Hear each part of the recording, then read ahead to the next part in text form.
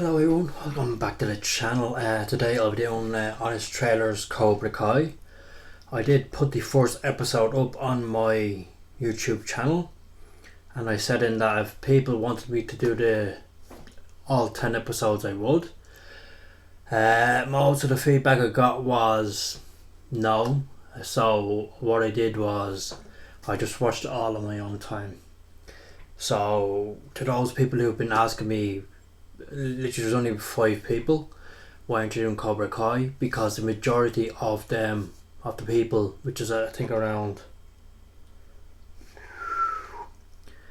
I don't know, I've lost count, it's almost in triple digits, that they didn't want me to react to it. So I said fair enough, and I binge watched it last night all to myself. I enjoyed it. One thing I will say is I wish episode 10 was episode 9, and there was a fight on episode 10, a bigger fight, not the tournament fights, just a small head to head. I'll talk more about it. Let's just get into this first and see what they have to say, and then I'll compile myself and give my thoughts on this. So here we go. The following trailer is rated S for spoilers and K for karate.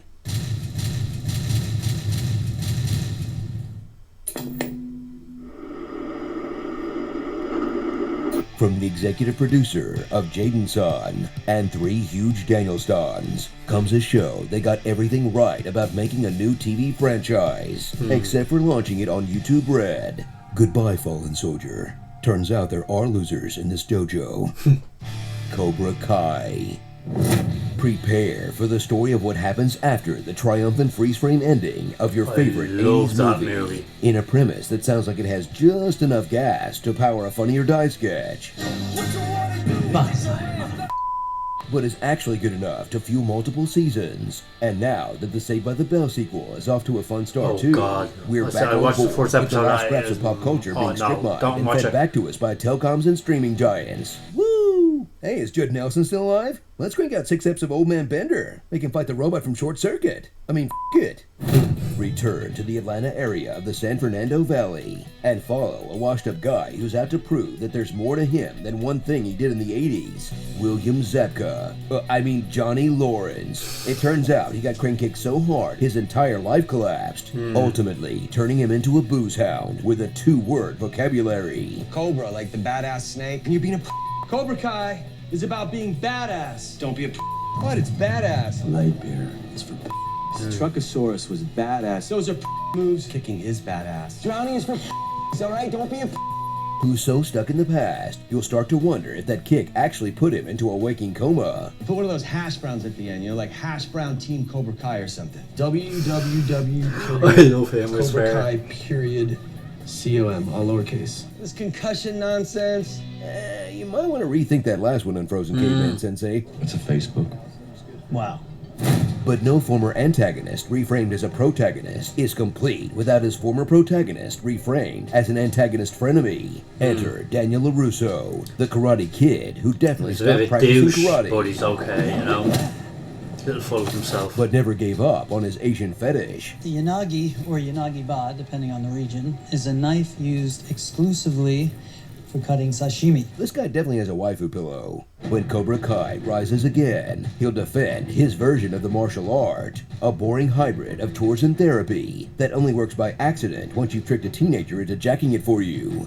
Mr. Miyagi would be so proud if you just stopped talking about him for once in your adult life. Mr. Miyagi had to teach me. Only Mr. Miyagi could do it. Yeah, Mr. Miyagi he does bring up a lot. Wish you were here to give me some of that Miyagi wisdom right now. Mr. Miyagi took me to this beautiful lake up north to train. Mr. Miyagi built this a few years before he died. Mr. Miyagi treated me like a son, not a foreigner. That was Mr. Miyagi's favorite song. Mr. Miyagi, such a great teacher. You don't realize it'll Stop talking about the old man you were best friends with in high school.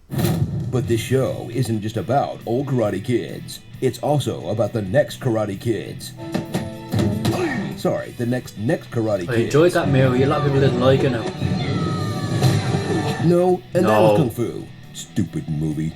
These Karate Kids. Miguel, whose decision to learn karate brings him confidence and gets him paralyzed. Wow, that Daniel's daughter Sam, who grew up doing martial arts?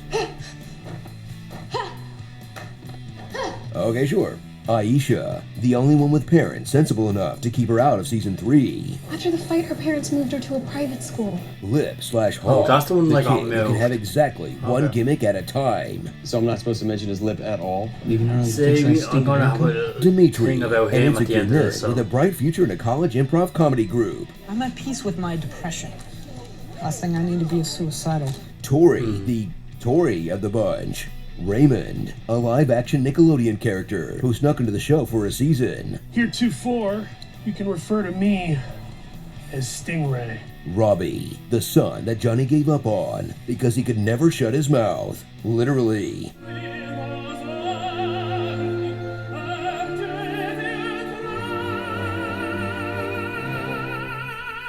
And Anthony, the son that Danny clearly gave up on, because even though he lives with him, he could not give less of a shit about this little a-hole. Dad, where the hell's my drink? Hurry up! You know what? I'm gonna throw him in the goddamn pool. Okay. Yeah, I'd adopt my rival son to spend less time around this kid too. Sometimes you just have a dud in your hands. A triangle schmuffin? What is this, Afghanistan? Explore a series where everyone bullies everyone else, and it always leads to them turning into overnight karate masters. No hard feelings. Yeah, basically. Where Johnny was bullied by his sensei, Danny was bullied by Johnny, and Johnny was bullied by Danny. I kicked his face. I'm just busting your chops. So when he meets some nerds who are getting bullied by the popular kids, Johnny bullies the nerds into learning karate. I see losers, I see nerds. I see a fat kid with a funny hat with his popping out. Nice shirt. Thanks. I'm joking, it sucks. So the nerds can use karate to bully the popular kids. No mercy! Who go on to learn karate from the sensei who bullied Johnny to bully the nerds turned popular bullies, who bullied Johnny into learning karate in the first place, until Johnny's karate is strong enough to bully him back. Did I get that right? Yeah. A vicious circle shaped like the drum in Karate Kid 2, which means bullying is part of balance, because you can't have balance without... Quiet! Yes, sensei. So enjoy a battle of good versus Cobra, not seen since Dodgeball. That's not exactly prestige television, but is the best around for a binge-worthy nostalgia trip that takes all of these 80s archetypes. Honestly, if you want a nostalgia trip, just watch with a big karate the fight original and treats trilogy. them like actual characters Even with throw on layers the and next depth Karate Kid who if you settle really all want their to. differences with a big karate fight. If it I ain't literally broke, thought that fight was ridiculous, to be honest. Starring Cobra Commander, Machio Man. Marvel casts his boy as Nova immediately. Living in a van down by the river. Don't talk to me or my dumb son ever again. Richard Jewell. This cameo brought to you by Seattle's best Hawaiian restaurant, Kona Kitchen. Let them fight. Insider Valley references. Come visit any of our locations in Tarzana, Woodland Hills, North Hollywood, or Sherman Oaks. My girlfriend bartends at this place over in Cahuenga. 5 a.m. tomorrow morning, corner of Fulton and Raymer. I worked at Fat Sal's all summer. I came here. Well, in and out, and then here. Easter eggs. Defeat does not exist in this dojo. What does it do? I fixed it for you.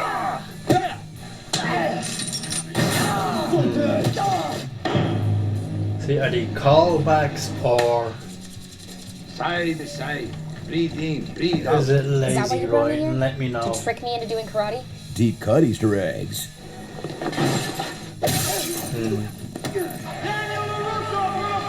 Daniel LaRusso was gonna coach! Oh, Jesus, that Okay, was holy dark. crap, you nerds. Who would even notice that That these one were was Easter dark. eggs? Hey, Sam, banana ramen chocolate chip pancakes are up.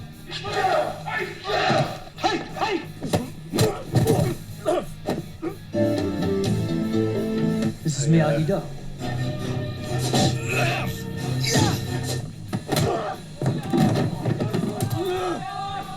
Reasonable solutions to end all this karate madness. Calling the police? And take off your shoes. Oh, you know, Sorry, when I was take it watching off that, I my was chest. screaming at them. Breaking board. Like, I used to do martial arts, and I'm like, You I know, it's a walked in good like thing that, not one I person in the get entire shit valley kicked is taking down, an or I MMA get class. kicked out. These kids would all be so screwed. I need to find a way to touch a lot of people at... Okay, that was the Unillustrated Karate Kid. And yes, as I was saying, that was one of the biggest things I've noticed that really irritated me, the shoes on the mat. You would not even be allowed into the dojo with those shoes on. We get to a certain point, you'd have to take them off. It's just pet peeves. Like, I used to do martial arts, and just stuff like that really gets to me. As I was saying about Hawk, his whole redemption arc, I don't know about you, but I thought that was a little too quick. Yes, I know there's only 10 episodes, but they could have started that off in episode 8 of season 2 or something like that.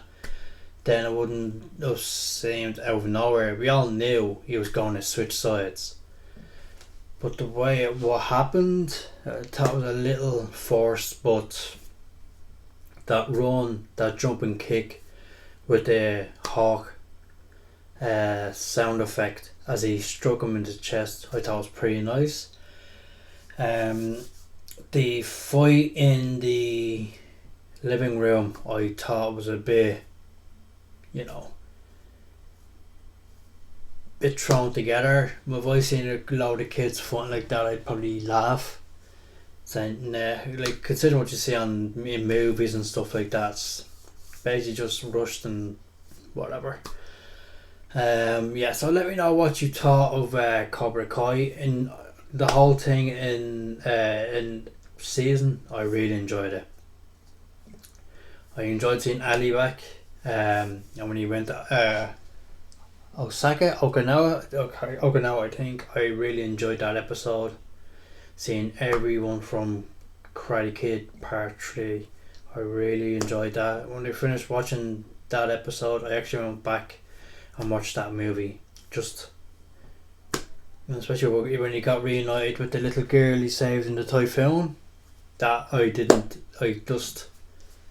out of nowhere. It was a nice little wrap up to help him with his company, because I was wondering how they're going to fix that. So I assumed there's going to be, after forgetting his name, the guy who we fought on the end of number 3, he was going to be either the owner or something in that automobile company. So I'm glad I didn't expect that. So let me know down below, what was your favourite episode? What was your favourite scene?